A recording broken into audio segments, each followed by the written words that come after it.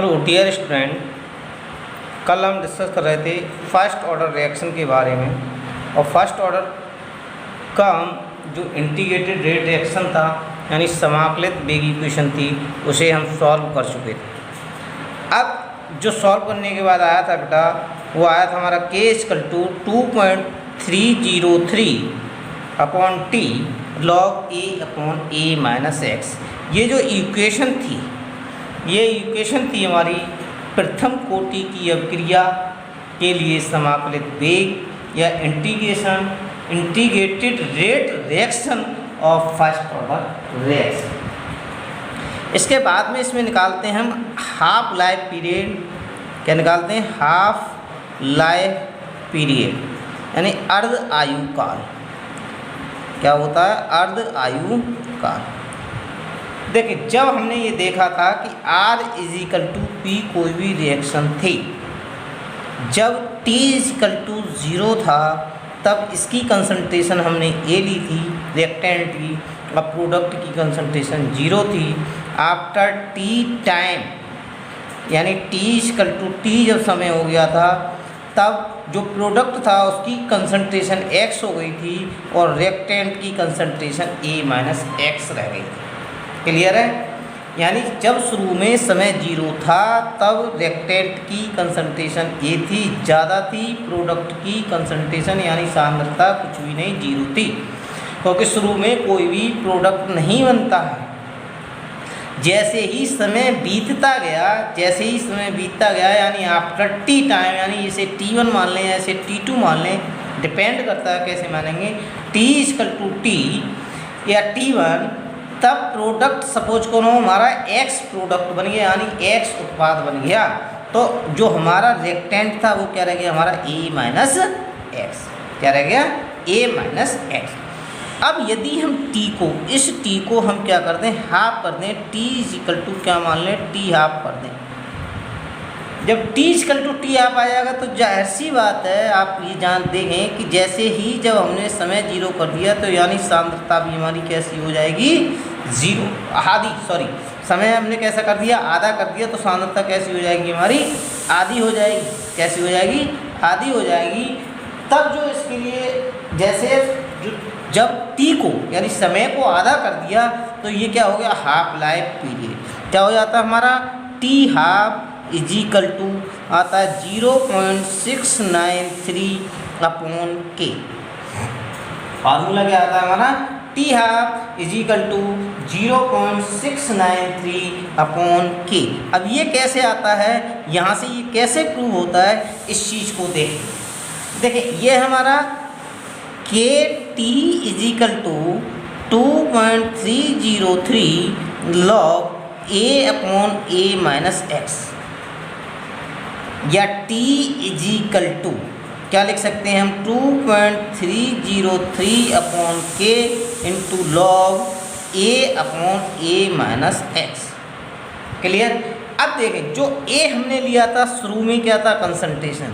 और A को हम क्या लिख सकते हैं? Concentration of R0। ठीक। और A-X बाद में क्या हो जाएगा?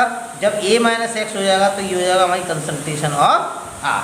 सपोज करो हम इसे R के पदों में ले रहे हैं, जब समय 0 है तो कंसंट्रेशन कैसी है हमारी? कंसंट्रेशन R रिएक्टेंट की कंसंट्रेशन हो गई। जैसे जैसे समय बीतता गया इसका X आ गया तो इसकी कंसंट्रेशन क्या रह गई? R रह गई।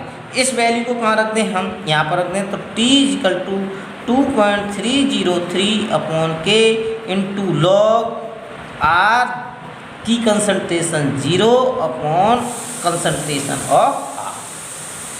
अब जैसे जैसे ये T हाफ लिया, यानी अब यहाँ पर तो ये देखो हमने T हाफ ले लिया, जैसे जैसे T हाफ ले लिया इसकी कंसंट्रेशन आधी हो गई। इसी तरह से जैसे सपोज करो हमारा कोई T1 टाइम हुआ और T1 टाइम पे हमने कितना ले लिया? T हाफ ले लिया। तो जैसे ही T हाफ ले लिया तो R की वैल्यू कितनी हो जाएगी हमारी? आधी रह जाएगी। तो R बराबर क्या हो जाएगा? कंसंट्रेशन R = यानी जो हमारी प्रारंभिक सांद्रता है वो कैसी रह जाएगी? आधी रह जाएगी। तो प्रारंभिक सांद्रता कंसंट्रेशन ऑफ प्रारंभिक सांद्रता यानी प्रारंभिक जो रिएक्टेंट है उसकी सांद्रता कैसी होगी 0/2, यानी कैसी रह जाएगी, आधी रह जाएगी। प्रारंभिक सांद्रता रिएक्टेंट की यानी अभिकारकों की प्रारंभिक सांद्रता कैसी रह जाएगी, आधी। तो R क्या आ जाएगा, R0/2।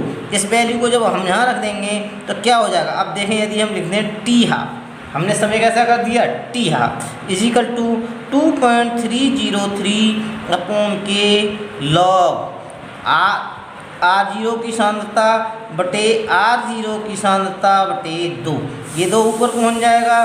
तो यहाँ से क्या लिख सकते हैं हम, T12 is equal to 2.303/K log 2 into R0 की सांद्रता अपॉन R0 की सांद्रता। R0 से R0 कट जाएगा, क्या आ जाएगा, T12 equal to 2.303K into log 2, क्या आ गया हमारा log 2। और जो log 2 की वैल्यू होती है, log 2 की वैल्यू होती है 0.3010। log 2 की वैल्यू कितनी होती है, 0.3010 होती है। ये वैल्यू इसमें पुट कर देंगे तो क्या आ जाएगा, T12 equal to 2.303/K into 0.3010। और जब इसकी गुणा करते हैं तो ये आता हमारा 0.0693/K, यानी T12 इक्वल टू क्या हो जाता है, 0.0693/K। ये होता है हमारा फर्स्ट ऑर्डर के लिए यानी प्रथम कोटि की अभिक्रिया के लिए अर्ध आयुकाल, हाफ लाइफ पीरियड। क्लियर है। अब इसकी हम निकालते हैं यूनिट, और इसकी यूनिट होती है हमारी सेकंड इनवर्स, या क्या होती है, सेकंड इनवर्स, या क्या कह सकते हैं, मिनट में आंसर दिया हुआ है तो मिनट इनवर्स या टाइम इनवर्स, ये इसकी यूनिट होती है। तो इस तरह से फर्स्ट ऑर्डर रिएक्शन भी कंप्लीट होती है बेटा। सेकंड ऑर्डर रिएक्शन आपके सिलेबस में है नहीं, केवल 2 हैं, जीरो ऑर्डर और फर्स्ट ऑर्डर। इसके बाद नेक्स्ट टॉपिक आता है कोलिजन थ्योरी। क्या आ जाता है, कोलिजन थ्योरी, यानी इसे कहते हैं हम संघट्टवाद सिद्धांत। इसमें केवल आपके पास मैं बेटा नोट्स भेज चुका हूँ, थ्योरी आपको उससे याद करनी है। ये केवल समझने वाला टॉपिक है, इसे समझाता हूँ। देखिए कोई भी रिएक्शन होती है, सपोज करो मेरे पास रिएक्शन हो रही है A + B + C equal to D + E + F। तो पहली बात तो देखो नाम से स्पष्ट हो रहा है कोलिजन। कोलिजन क्या होता है, व्हाट इज कोलिजन, यानी संघट्टवाद सिद्धांत। जब आपस में कोई चीज़ टकराए तो वो कहलाता है कोलिजन। और जब कोई चीज़ टकराएगी तो पहले तो ये देखें कि वो कितने, एक सेकंड में कितने कोलिजन उसमें हो रहे हैं। भाई एक सेकंड में उसमें जो कोलिजनों की संख्या है वो क्या है, तो जो कोलिजनों की संख्या होती है एक सेकंड में जितने कोलिजन उसमें से निकलते हैं वो कहलाती है हमारी कोलिजन फ्रीक्वेंसी। क्या कहलाती है, हमारी कोलिजन फ्रीक्वेंसी कहलाती है, जिसे हम कहते हैं प्रभावी टक्करें भी कहते हैं। क्या कहते हैं हम, प्रभावी टक्करें भी कहते हैं, यानी इफेक्टिव कोलिजन भी कहते हैं। क्या कहते हैं, इफेक्टिव कोलिजन भी कहते हैं। अब किसी चीज़ को टकराने के लिए एनर्जी की आवश्यकता होती है। इसकी आवश्यकता होती है, जैसे कोई भी कोलिजन होगा, क्या होगा, कोलिजन होगा। अब कोलिजन पहला टॉपिक हो गया कोलिजन, और कोलिजन में क्या होता है, कोलिजन फ्रीक्वेंसी होती है। फिर क्या चीज़ आती है, कोलिजन फ्रीक्वेंसी, यानी एक मिनट में कितनी टक्करें हो रही हैं उनके बीच में, कितनी टक्करें हो रही हैं। तो जो जितनी टक्करें होती हैं वो, या ऐसे कह सकते हैं हम इफेक्टिव कोलिजन, यानी जितनी भी टक्करें होती हैं, जितनी एनर्जी होगी, जिस एनर्जी से ये टकराएंगे वो कहलाती है हमारी कोलिजन। ठीक है। अब कोलिजन में कोलिजन फ्रीक्वेंसी आ गई। कोलिजन फ्रीक्वेंसी क्या है, फिर बता रहा हूँ एक बार, कि एक सेकंड में जितनी आपस में टक्करें होती हैं, जितने ही कोलिजन होते हैं, किसके मध्य, रिएक्टेंट के मध्य, जितनी भी टक्करें होती हैं, जितने भी कोलिजन होते हैं, that is known as collision frequency. इसे हम कोलिजन फ्रीक्वेंसी कहते हैं। क्या कहते हैं इसे हम? कोलिजन फ्रीक्वेंसी कहते हैं, यानी अवकारकों के मध्य टक्करें कहते हैं। क्या कहते हैं? जो अवकारकों के मध्य टक्कर होती हैं वो कहलाती हैं।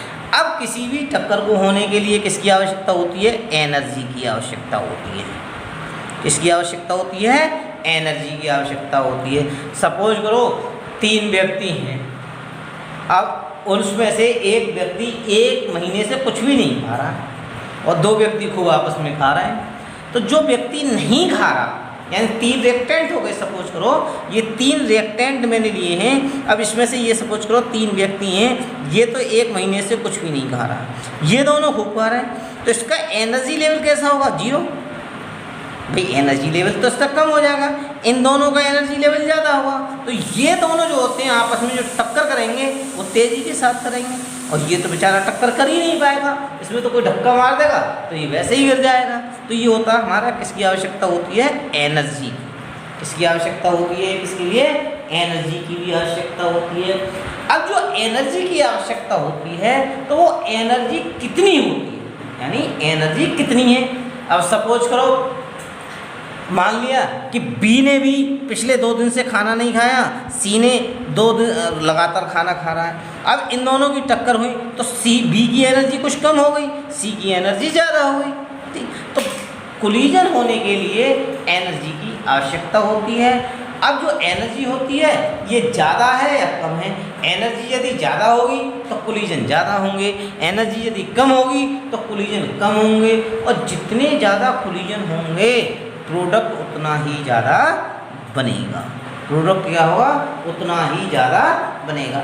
अब ये होता क्या है, इसमें ये चीज़ देखें, एक ग्राफ आता है इसका। इस ग्राफ में जो होता है, ये जो ग्राफ होता है ये होता है आपका progress of the reaction, progress of the reaction, और ये होता है एनर्जी की मध्य, यानी एनर्जी तो होती है हमारी ऊर्जा, क्या कहते हैं इसे? ऊर्जा, और ये होती है अभिक्रिया की प्रकृति। अभिक्रिया की प्रकृति क्लियर? अब यहाँ पर ये देखें कि सपोज करो ये हमारी इस तरह से ये कोई भी रिएक्शन आई और ये बन गया। अब यहाँ से जो आया, ये जो ग्राफ आता है, इस ग्राफ के बारे में समझेंगे। ये तो हमारे क्या है? रिएक्टेंट, और ये क्या है? हमारा प्रोडक्ट। ये एक तो है ये हमारा रिएक्टेंट, और ये क्या है? हमारा प्रोडक्ट है। अब दोनों में है क्या चीज़, ये ज़रा गौर करें। देखें, जो रिएक्टेंट है, सपोज करो इनकी एनर्जी कैसी है? अभी कम है, ठीक है, यहाँ पर एनर्जी लेवल कैसा है? कम है। अब ये एनर्जी लेवल जो कम है इसका, तो इसके लिए करना क्या है? जैसे ही हम इसे एनर्जी देंगे, तो ये एनर्जी जब देंगे तो ये सपोज करो यहाँ पर आ जाता है। यानी जैसे बॉल है, एक बॉल को ऊपर उछालते हैं, कोई बॉल नीचे है, जब उसे ऊपर उछालें तो ये अपनी एक टॉप पोजीशन पर पहुँच जाती है। क्यों? क्योंकि हमने इसे एनर्जी दे दी। क्या दे दी? हमने इसे एनर्जी दे दी, और जैसे ही इसमें एनर्जी थोड़ी सी खत्म होती है तो ये वापस आ जाती है। तो इसने क्या बना लिया? हमारा प्रोडक्ट बना लिया। क्या बना लिया? प्रोडक्ट बनाया। क्या बनाया? प्रोडक्ट बनाया। अब ये जो टॉप पॉइंट होता है इसका, यहाँ पर ये जो पॉइंट आता है, ये पॉइंट कहलाता है हमारा एक्टिवेटेड कॉम्प्लेक्स। क्या कहलाता है? ये हमारा एक्टिवेटेड कॉम्प्लेक्स। यानी या इसे जो हम कह देते हैं एक तरह से दहली ऊर्जा भी कहते हैं हिंदी में से, और ये होता है जिसे हम कहते हैं ट्रांजिशन स्टेट भी कह देते हैं। क्या कहते हैं इसे? ट्रांजिशन स्टेट भी हम कह देते हैं। ट्रांजिशन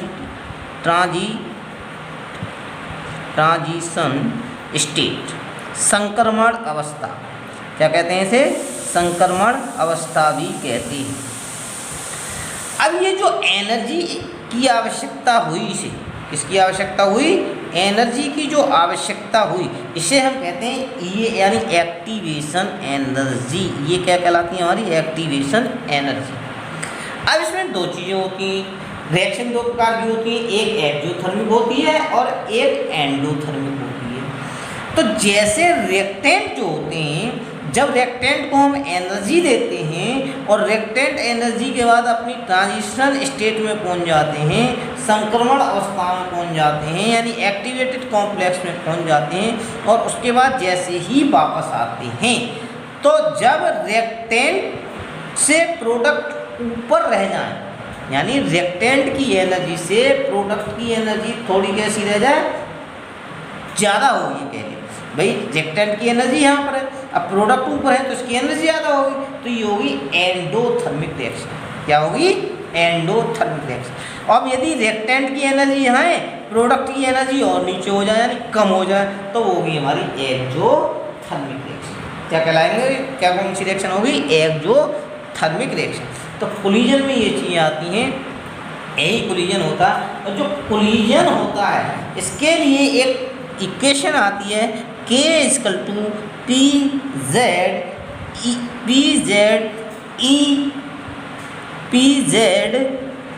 E, यहाँ पर स्मॉल ई लेते हैं, E - EA/RT।